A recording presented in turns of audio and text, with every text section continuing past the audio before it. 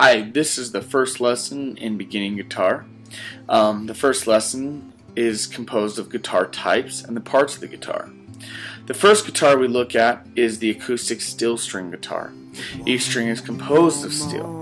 Many artists actually use this guitar when playing their music.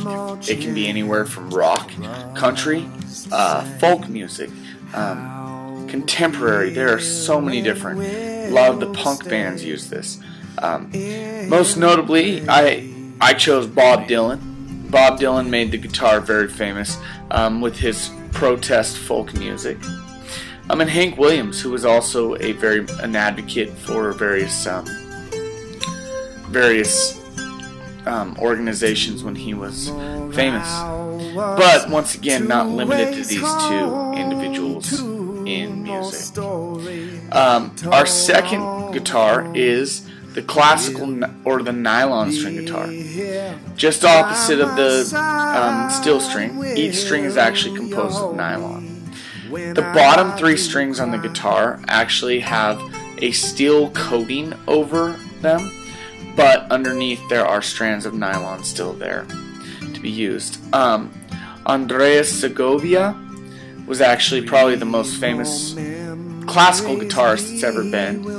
Very much a master of his craft, probably capable of playing anything you hear today if he had the opportunity. Our third guitar is probably one of the most popular right now. It is the electric guitar. Probably most associated with different forms of rock, punk, a lot of reggae, a lot of screamo.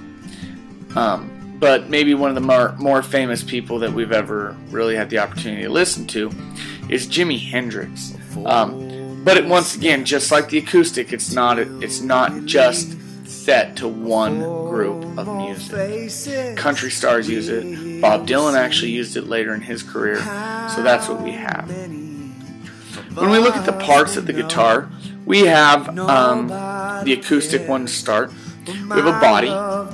The body is actually going to be where our music is coming out of. We have a sound hole, which again, it just amplifies. It's a natural amplifier for us.